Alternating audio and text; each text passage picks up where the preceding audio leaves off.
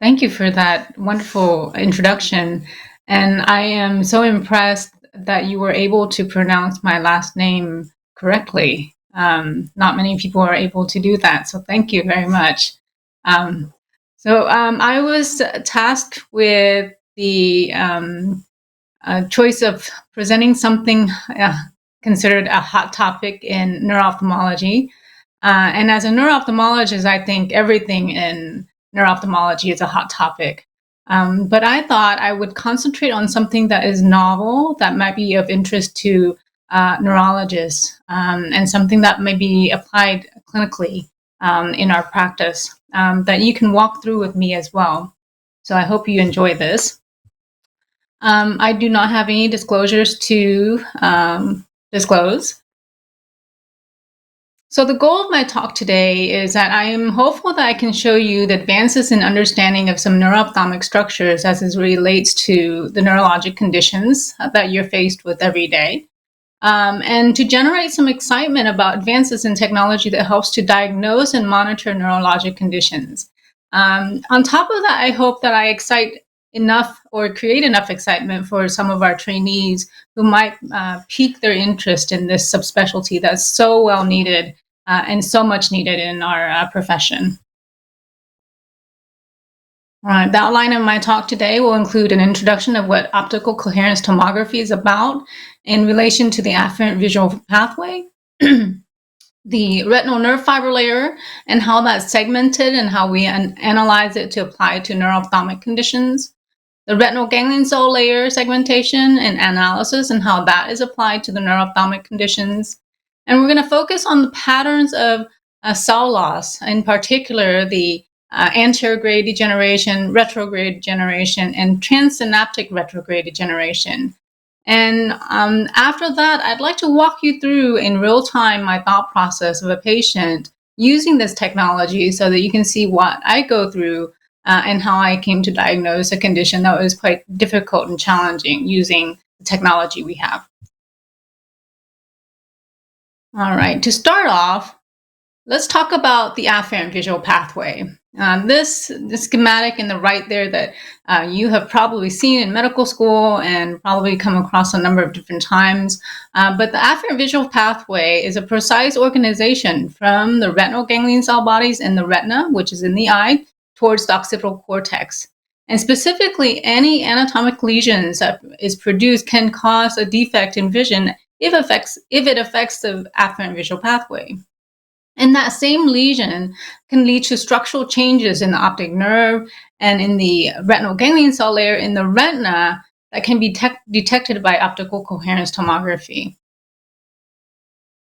So if we can walk you through the afferent visual pathway for a moment and give you an idea of the structures and where these cells are oriented, let's just say you are a ray of light and you're going to go into the eye and you're going to activate the retina. As it first hits the retina, it's going to send the signal to the retinal ganglion cells. And each retinal ganglion cell will send out its axons and send the signal down towards the cortex through the optic nerve. So you can imagine that the optic nerve is a bundle of these axons that come from the retinal ganglion cell. So in simplicity, I'm hoping that I can demonstrate to you where these cells are and how important they are in our relay of afferent visual function. And so in optical coherence tomography, this is a non-invasive, non-contact imaging technology that allows us to actually create cross-sections of the retina. And we can see the actual different layers which contain all the different types of cells. And that allows us to anatomically locate things. How this is done is, I am not an engineer and I'm not a physicist, so I'm going to not go through all the aspect of it. But clinically, essentially what it is it sends a light through and it detects the delay in which light is scattered and light is transferred or reflected back. And in that delay, it allows it to see and to determine how thick and how dense the structures are. And if you do enough of those over time, you can create a three-dimensional image of it with the multiple cross-sections that you form. So essentially, that's how I understand it. And hopefully that's how it'll make sense to you as well.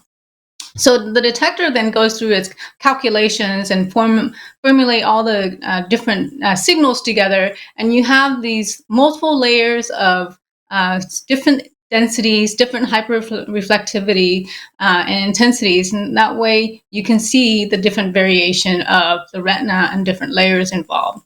And this is really important in the beginning of this because before being able to see these structures, ophthalmologists, when they look inside the retina, they may see the retina, but they are not able to see the nuances of what's happening underneath the retina, or perhaps even a little bit above the retina.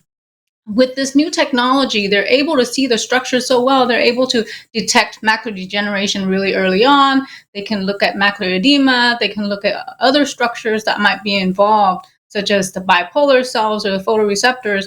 And that helps with the detection of disease process, and helps with management of disease process in the eye as well. So you can already see the benefit of that.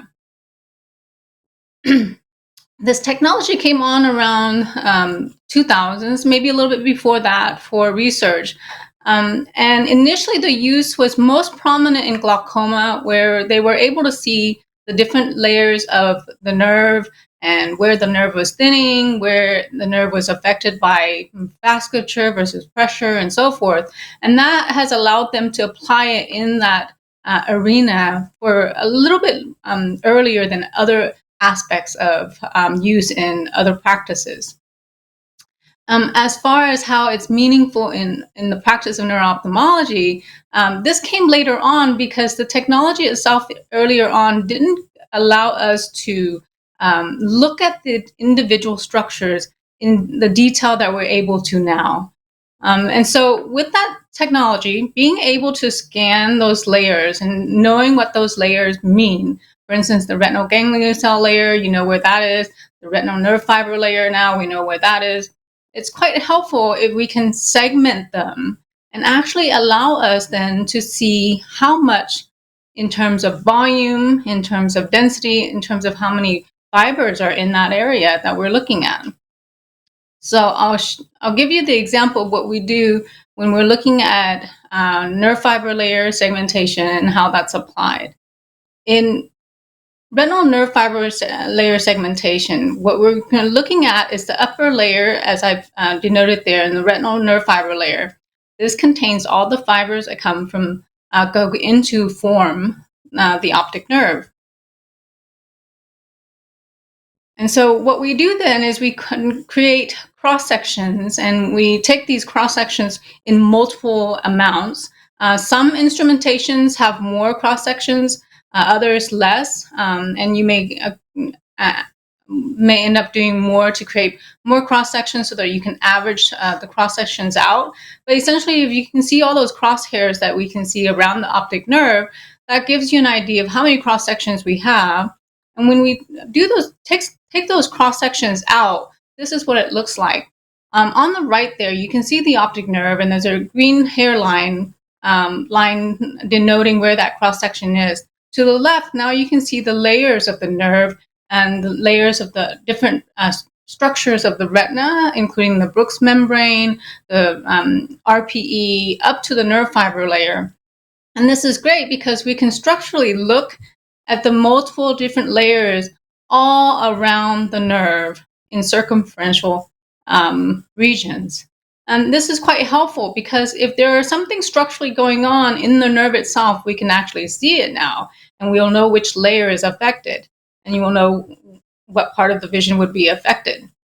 And this is great anatomically to view, but as we proceed, what we start to understand is this is great to look at, but how is this meaningful in our application?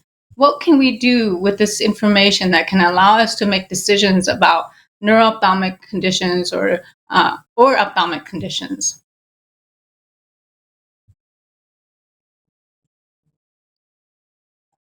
So what we've done then is, once we've done those cross sections and we look at the structure, we can now do some analysis with it.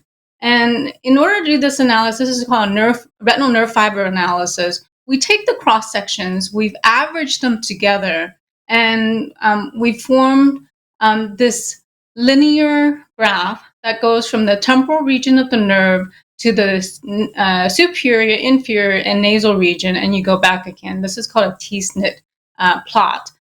And what we've done is we've done this on numerous different people that allows us to get normative data, and it allows us then to compare the patient to normative data. It gives you an idea of how much nerve fiber is normal and how much is not normal. So, for instance, if you can see in the background, there's these are hills and valleys, where the hills and valleys are in the green zone. That green zone area is considered normal. If you're in the yellow, it's a little bit below that. It's considered moderately thin. If you're in the red zone, that means you're quite thin. And let's just say you happen to be in the white zone. In the white zone, you were looking at a super threshold. And then you need to be considering other things that can cause suprathreshold or retinal nerve fiber layer placement. So for this patient, the tracing is the black line. That's the patient that we're looking at. And we're comparing the patient to the background of information. And as you can see, for the most part, in the temporal superior, and nasal, this patient falls in the normal range, which is the green zone. If you go a little further to the nasal area, you can see two peaks, maybe a little three, but two peaks for certain in the white zone. It's super threshold. So when I see that, my question would be, well, is that edema or is that no normal variation? And after you see a patient like this, examining the optic nerve to correlate what you find in this OCT is quite helpful. So this gives us an average, a linear plot of what the patient's retinal nerve fiber layer is like.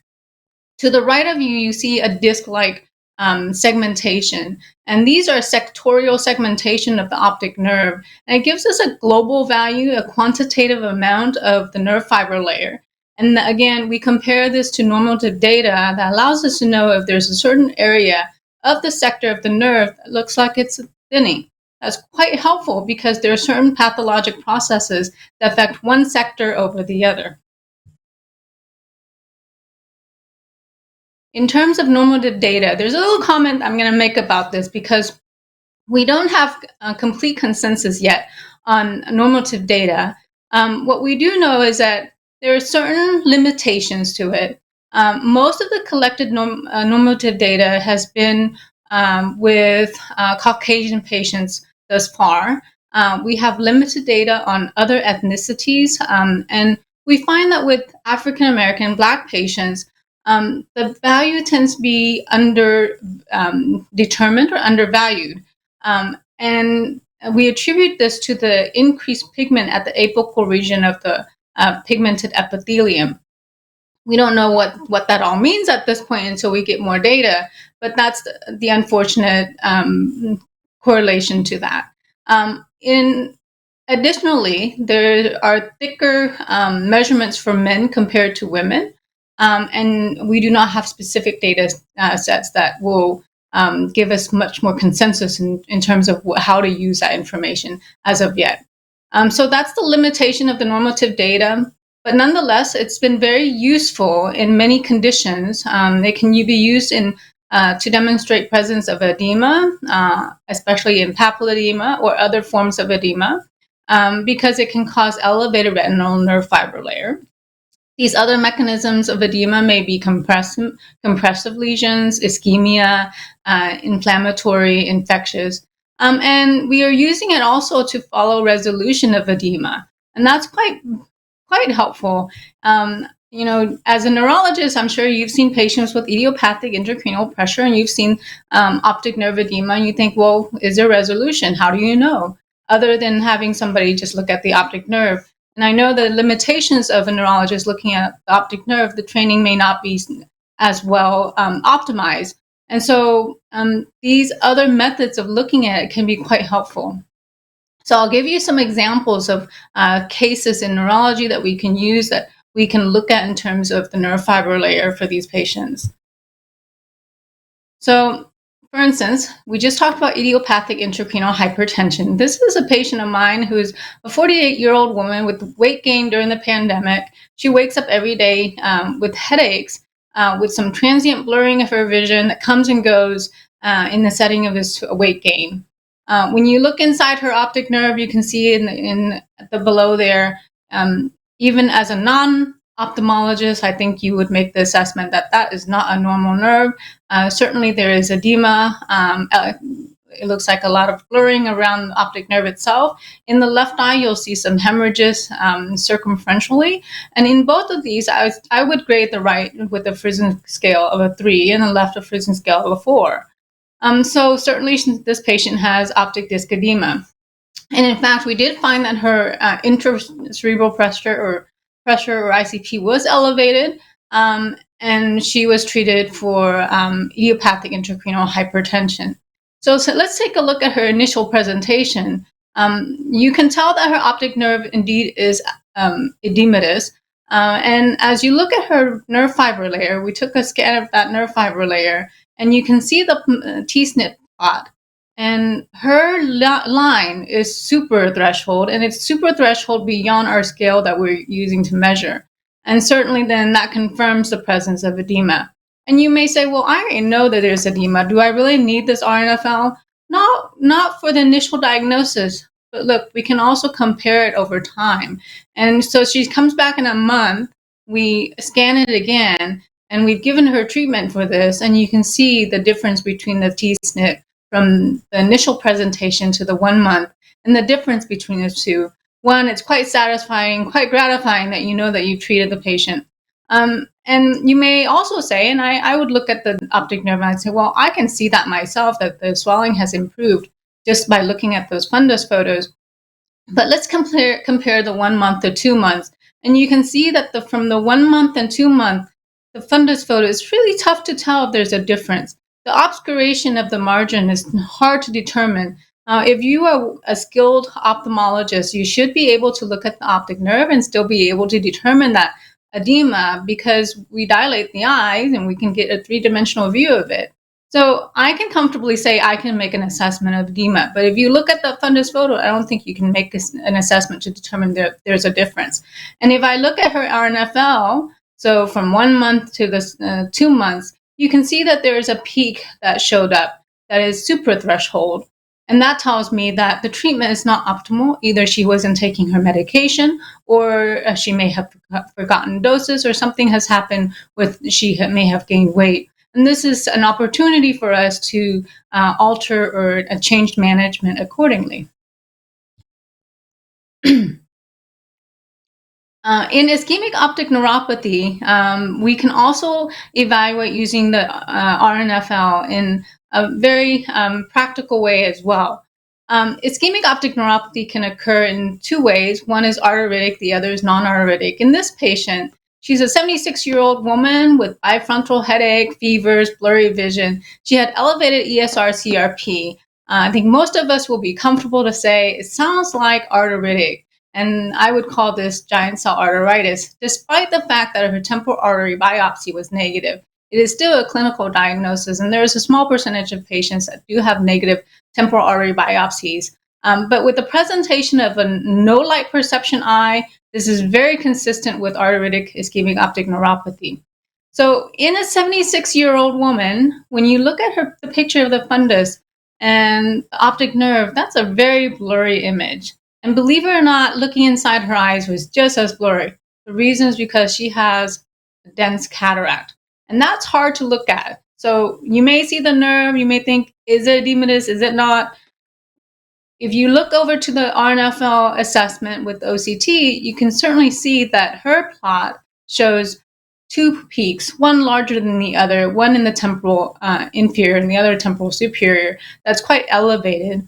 And so that follows in line with ischemic optic neuropathy, because it does cause this edema that occurs early on. Treatment after, a month later, she comes in after being given steroids and with follow-up. You can see that the plot now is much different. In fact, some of it is below optimal.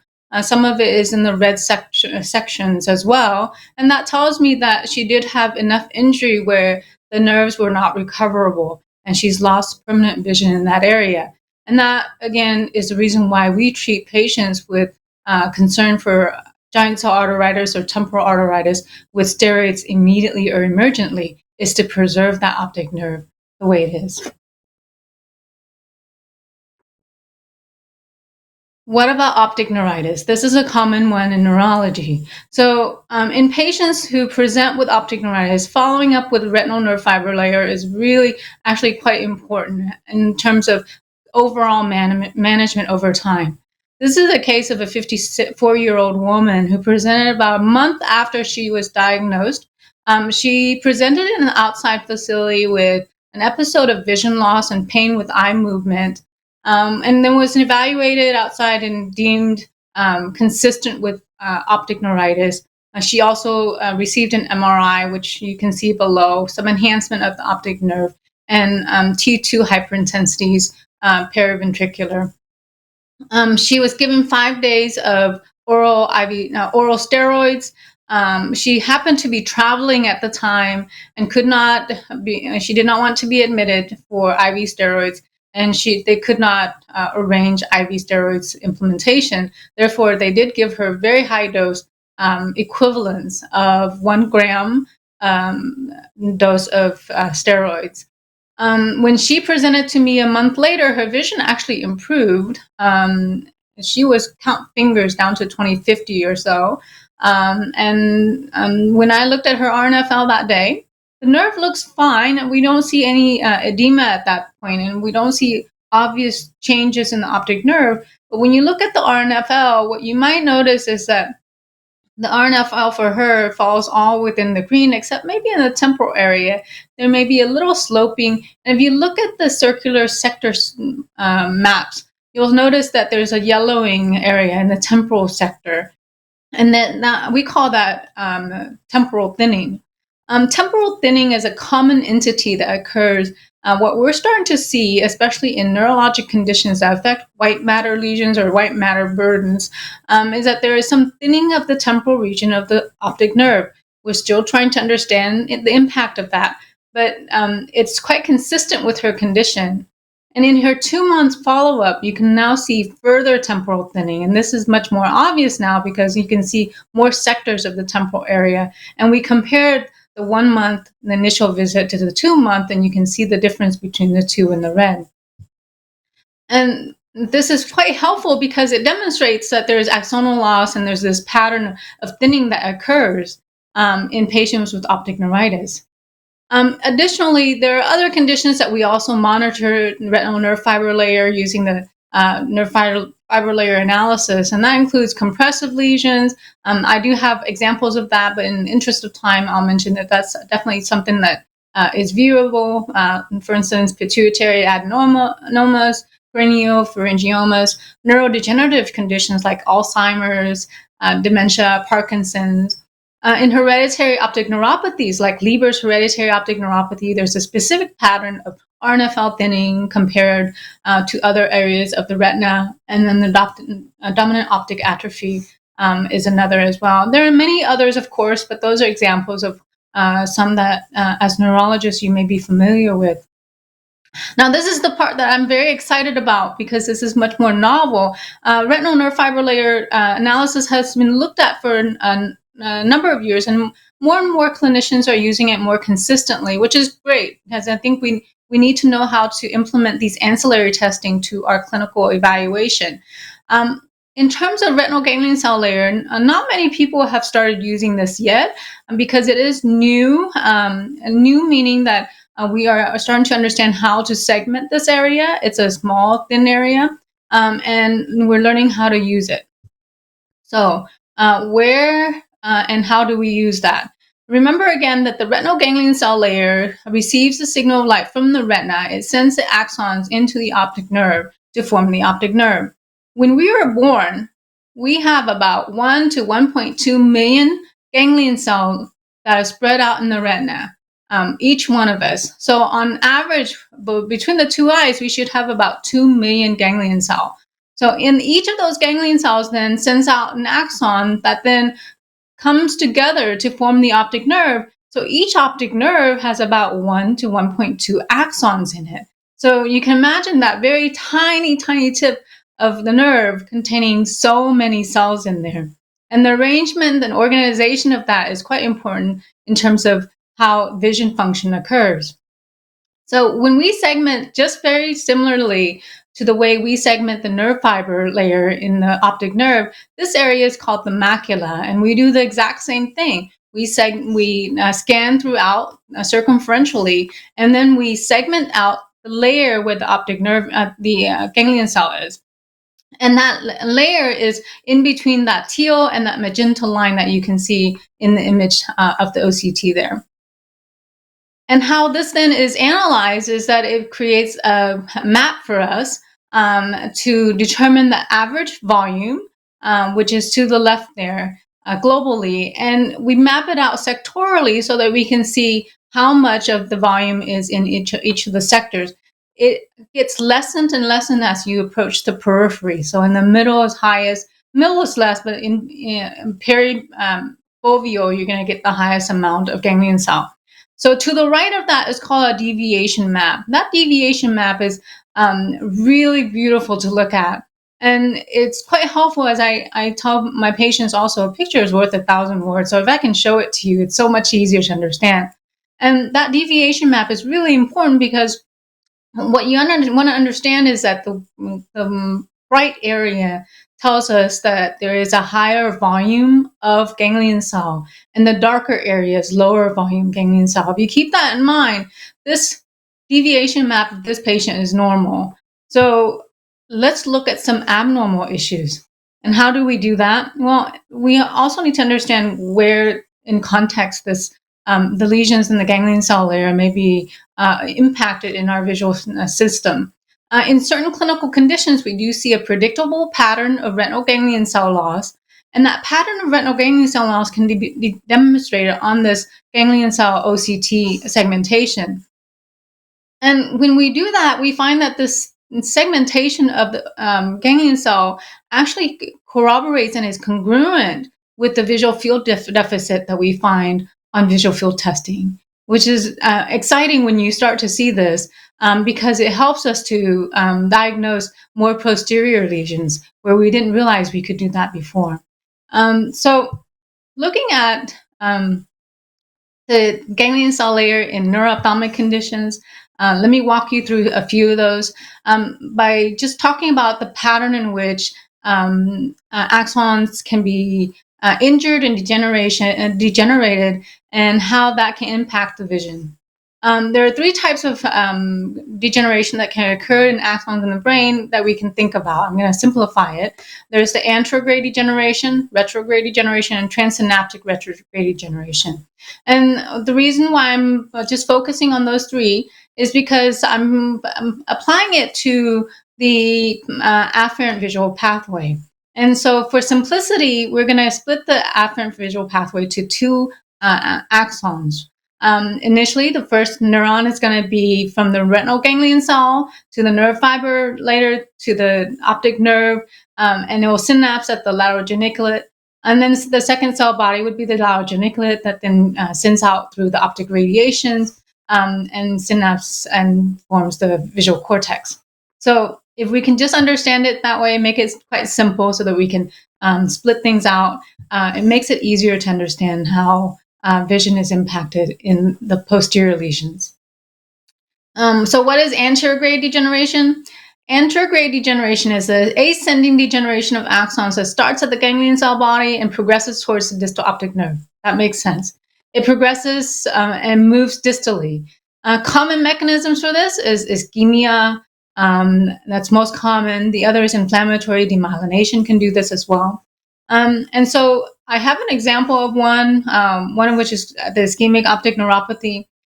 This is a 64-year-old woman with sudden painless loss of vision in the setting of recent blood pressure change. Her blood pressure dropped suddenly. And that's a common manifestation of what we call non-arteritic ischemic optic neuropathy. And when you look at her optic nerve, with the trained ophthalmologist, the first thing we'll tell you is that when I see that optic nerve, I can see that there's a little bit of pallor in the superior part of the optic nerve compared to the inferior. And a novice may not necessarily see that right away, and I don't expect everyone to see that, but that's what I'm noticing. Well, how do I really confirm that? One, I'm going to look at the function, and the function is her vision. Her visual field shows that she absolutely has dark areas in the lower part of her vision. That's called an inferior altitudinal defect. And she has preservation of vision in the superior part of her visual field. And that's great. That really fits the profile of a vascular ischemic vision loss. And so when I look at her ganglion cell, we map out her ganglion cell, and you can look at the deviation map, and you can look at the ganglion cell map with the volumes. And what you'll notice is that her volume is decreased. Overall, the global volume, normally what I look at is it should be 0.09 or around 1 is normal. Anything below that, I'm considering some loss that occurred. In the deviation map, if you step back a little, and kind of take my word for it for a moment, we'll get more specific. But you notice that there's a little more brightness in the lower half of the deviation map compared to the upper half. The upper half of the deviation mark is certainly darker. That corresponds, the darker area corresponds to the inferior altitudinal defect. And you can see that again when she comes back a few months later, or 2 weeks later for follow-up. And you can now see that there is more pallor, meaning that there's yellowing of the optic nerve. Her visual field deficit is definitely pronounced and still there, quite much better demonstrated this time. And her ganglion cell layer, that deviation map remains much brighter in the lower half, darker in the upper half. So that's ischemic optic neuropathy. In optic neuritis, we can also follow it in the same way. However, optic neuritis, especially those that are much more aggressive, such as MOG and NMO, tends to be very aggressive with the ganglion cell. For whatever reason, it affects both the anterograde and retrograde degeneration. And we've seen this patient already where the nerve fiber layer was thin in the temporal region. You can see that thinning in the temporal area. But if you look at her deviation map for the ganglion cell, it starts off bright. It gets a little dimmer. And by the third visit, you can see that it's quite dim. And that tells me that that progression of ganglion cell loss has occurred despite the treatment. This is why for these patients, we need to get them treated as soon as possible. And I say that now, even with MS patients, as opposed to just MOG patients. If they have a high amount of vision loss, I would put them on steroids. So what about retrograde degeneration? In retrograde degeneration, it is a descending degeneration that is caused by injuries to the axons that corresponds to the eventual loss of the ganglion cells. Common injury may be lesions or compressions or tumors at the chiasm, at the tract, up to the lateral geniculate. So this is quite interesting. We found this pattern to occur. There isn't evidence yet in terms of research to publish, but all of my mentors who do work with OCT, we've come to this understanding that in retrograde degeneration, when it comes from the lateral geniculate to the retinal ganglion cell, it takes about 180 days for it to go from the very distal end of the synapse all the way back to the ganglion cell. And we took that number to be something to consider each time with each patient to determine how long they've had it and where we might localize the lesion. So keep that in mind for me as well as we go, because on our last case, we can talk about how that's applied. So for instance, in patients with compressive optic neuropathy, location again is quite key. You remember this picture to the right with the afferent visual pathway. Any midline lesion, you think about a bitemporal hemianopsia because it's in the midline sector where the chiasm is, and you would be correct. And so the question is, well, how are we applying the ganglion cell layer to that? So this patient, indeed, when we did a visual field exam, you can see that there's this bitemporal visual field defect. It's not perfect, but that's the flavor of this. This is a flavor of bitemporal. Now, when I look at her ganglion cell, you happen to do the map on her. And indeed, if you can step back a bit, you'll notice on the right side that temporal area tends to be brighter compared to the nasal area. And when I say nasal, I mean close to the nose, therefore it's in the middle. And the same thing in the left side. If you can walk back a bit, you can see this linear separation from bright to dark. And that tells you that there's a binasal thinning of the ganglion cell. And that is a hallmark of a compressive lesion, is when you have binasal ganglion cell loss, you have bitemporal visual field loss. It is very congruent with each other. And that's very beneficial because in patients who have very minimal visual field deficits, but a huge loss of ganglion cell, it may impact the surgical intervention that they need. And so that's how I would approach the ganglion cell application for compressive lesions. In cases of both anterograde and retrograde degeneration, especially conditions like MOG-associated diseases, for instance, this patient is here, 66-year-old, he was a challenge to get a history out of, but his vision was terrible at 2100. He was seen by a retina specialist who thought maybe he had a retinitis or some form of retinal inflammation and put him on steroids. And he did do an MRI before he was seen by me. The neuroradiologist read that the MRI was normal. By the time he had seen me, I checked him out again, and I looked at his MRI, and I looked at his visual field, and I looked at his RNFL, and what you can see here is that the visual field shows an inferior defect that crosses over the horizontal meridian, and it affects the central vision. This is not characteristic of ischemia, not often characteristic of retina, well, it can be possible. But then I look at his nerve fiber layer, and you can see that there's thinning. There's thinning of the RNFL. And so certainly there's something going on to the nerve itself. And when I look at the ganglion cell layer, indeed, there's a lot of thinning going on as well. That pattern prompts me to look at this autoimmune condition. And so I reviewed his MRI. And I said, I don't agree that this is normal. I think there's perineal tissue enhancement, and there's a bit of enhancement of the optic nerve. Let's check for NMO and MOG. And indeed, his MOG was positive. We had him on steroids, and now he's in immunosuppression. So this is where a case in which that ganglion cell and RNFL is actually quite helpful.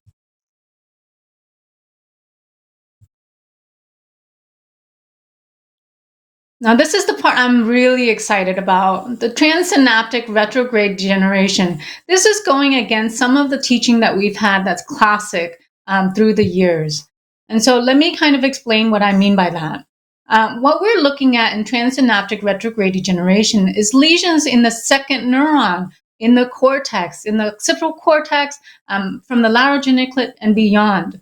Classic teaching has told us that any lesion post the geniculate or post-lateral geniculate will have no findings in the eye, such as the nerve, the retina, no findings in anterior part of the visual function.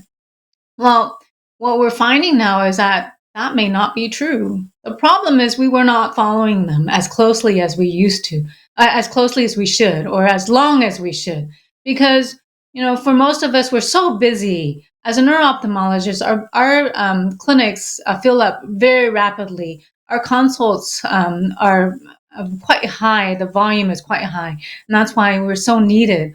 But in cases like this, where you have a lesion that's very posterior, most people don't think twice about it because they think, well, I'm not going to see anything in the optic nerve. Why bother? In fact, what I'm finding now that there is this mechanism that does occur, which is called trans-synaptic retrograde degeneration, where the degeneration that occurs in the posterior lobe then crosses over and causes loss of fibers from the first axon as well, and we can see it on the ganglion cell. But it takes time. It takes about 2 to 4 years is what we're seeing. And how we know that is that I have this patient here, and I'm following another patient myself, so I can follow the progression of it. And in fact, we have not been doing ganglion cell analysis on these patients, so we didn't know. But this patient had GBM. She's a 70-year-old woman who had GBM on the right side, had resection. That was 2 years ago. She was not seen by a neuro-ophthalmologist before the resection, and she was not seen until 2 years after the resection. When she came to my clinic, we indeed confirmed that she has this left homonymous hemianopsia. And when we look at the ganglion cell, if you didn't see it prior with the ischemic optic neuropathy, you should see this very beautiful delineated hemianoptic hemi field ganglion cell thinning that's occurring in both eyes that corresponds and is correlated to the visual field. It's fascinating because prior to that, we thought that there's no change in the anterior part of the visual pathway. And so now that you know that, I'm going to remind you again that anterior anterograde degeneration occurs with lesions at the optic nerve anteriorly near the ganglion cell. You have retrograde degeneration that occurs from the lateral geniculate to the ganglion cell. That takes about 160 days or 180 days or 6 months. And then you have trans-synaptic retrograde degeneration, and that takes about 2 to 4 years. So keeping that in mind, I have this case that's quite interesting that I'm going to walk you through in real time with me, because this is what I did. 47-year-old who was seen on the outside. He had waken up 6 months prior with a right homonymous visual field defect of unknown cause. He was referred to UT Southwestern Neuro-opthamology for a second opinion for this visual field defect because they worked him up and they don't know what's causing it. He was seen by an outside neuro-ophthalmologist early on. When they first saw the visual field defect, they said, "Oh, you have a stroke. You have a stroke. We need to get your MRI, and the stroke should be there in the occipital lobe." They did the MRI. They looked at the MRI. There was no stroke in the occipital lobe. So he was sent to me for the second opinion. When you examine him afferent-wise, his afferent visual function exam is normal, other than this visual field. Color vision was normal. There's no problems with pupils. There's no defect in the relative afferent pupillary defect testing. Optic nerve was nice and clean. There was no edema. He may have had a little bit of temporal pallor on my exam, but that was my exam. I don't know what they had seen prior. I believe that the comment was normal. But here's his visual field. And I believe, and I am in agreement with all the physicians, that he indeed has a right homonymous hemianopsia. And that should localize to anything behind the chiasm. Certainly makes sense to me. But if I look at his MRI, I am also in agreement. I do not see an occipital lobe lesion. There's no tumor. There's no enhancement. There's no T2 hyperintensities that will prove to me there's something going on in the occipital lobe. So I investigate this further, and you're going to walk through this with me as well. I said, okay, so we have this right homonymous hemianopsia. That should localize to behind the chiasm on the left side. And so that's where I have it highlighted there in the yellow. I'm sorry, it should be right on that side, but we have labeled it left to the left. And so we should expect to find some lesion in that large yellow square that I've highlighted. As I look at his MRI, indeed, I searched throughout, and I do not see any lesions anywhere. So I moved forward, and I said, well, let me go ahead and do this RNFL on ganglion cell layer. And in fact, what happened is in his RNFL, you see what we call a bow tie thinning in the right side that doesn't localize posteriorly. It actually localizes to the chiasm. But I looked at his chiasm. There's nothing there that would do this. And then on the other side, on the left side, you can see thinning in the superior and inferior sector of the optic nerve as well. And that doesn't localize as either, because that's a common finding in glaucoma. And so look at his ganglion cell. You can look and walk back a bit, and you can see the deviation map. It's beautiful. It also corresponds with his visual field deficit. And so you see this bright area on the left side, and right side, and then dark area in the left side that corresponds with his visual field. And so I stepped back a bit and I said, okay, this has been 6 months ago. I see ganglion cell loss, and I see nerve fiber thinning, and I see visual field deficit. If I know what I know is correct, I shouldn't be able to see this in the posterior. This is not trans-synaptic retrograde degeneration. This is more of a retrograde degeneration. And so I should be looking at near the lateral geniculate and past the chiasm. That's where I should be looking at. And so that's what I did. I isolated myself, and I said, it has to be in that orange square that I see there. So indeed, what did I do? I went back to the MRI and I said, okay, let me search in that area. And that area should include the chiasm and up to the lateral geniculate. And lo and behold, it took some time, but I did find in the left side near the lateral geniculate some patchy enhancement that occurred in that area. And I said to myself, that has to be it. There is something going on in that left lateral geniculate, and let's confirm it. This MRI had been done about 2 or 3 months prior. So I said, well, we'll repeat the MRI and see if we can actually see it again. If it's because his vision is still impacted, I should still be able to see the lesion, at least with a T2 hyperintensity. And so we did. And we did it in our institution, and our neuroradiologist was able to read it. And indeed, we did find a lesion adjacent to the left lateral geniculate body. And likely he still has impact to the lateral geniculate as well, which is a residual demyelinating process. And that gave him the answer, finally, to give him an idea of what actually caused his vision loss, because everybody else kept telling him it was a stroke. So that hopefully gives you an example how we can use the ganglion cell with the knowledge of what we know about retrograde, trans-synaptic retrograde degeneration, retrograde degeneration, and anterograde degeneration as it impacts the visual pathway. So in summary, I'm hopeful that I have accomplished this with you, that the optical coherence tomography has been around since in the 2000s.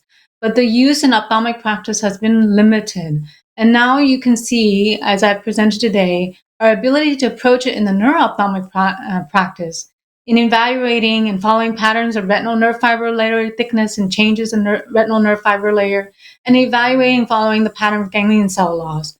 I presented to you a novel approach to utilizing this OCT to help localize lesions based on the pattern of axonal degeneration.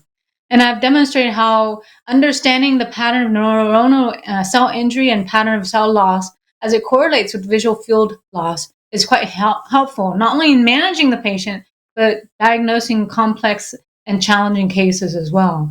And it's quite gratifying when you're able to do that. So I hope to also accomplish my goal today, and that is to show you the advances in understanding of these neuro-ophthalmic structures as it relates to these neurologic conditions.